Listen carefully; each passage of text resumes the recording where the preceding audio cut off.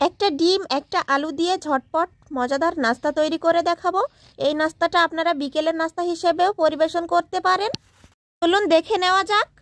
প্রথমে কড়াই তেল গরম করে নিয়েছি, তারপর 1 কাপের চেয়েও বেশি পেঁয়াজ কুচি দিয়ে দিচ্ছি।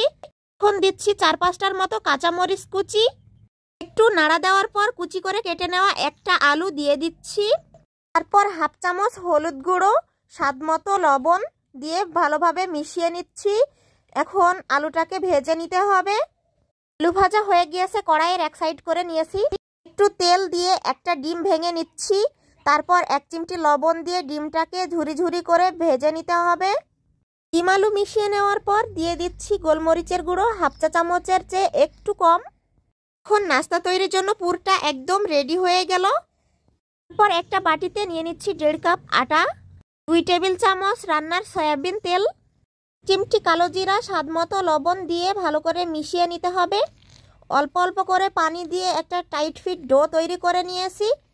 রেগুলার সাইজের একটা রুটি বেলে নিয়েছি, তার উপর ডিম আলুর পুর দিয়ে দিচ্ছি। এখন ভিডিওতে দেখানো প্রসেস অনুযায়ী ভাঁজ দিয়ে নিতে হবে। এখানে বলে বোঝানোর কিছুই নেই।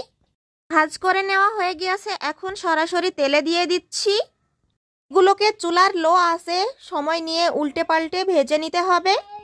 নাস্তাগুলো একদম রেডি। মাত্র একটা ডিম একটা আলু দিয়ে মজাদার নাস্তা তৈরি করে নিয়েছি। তৈরি করা অনেক সহজ আর অল্প উপকরণেই তৈরি করে নেওয়া যায়। ধন্যবাদ সবাইকে।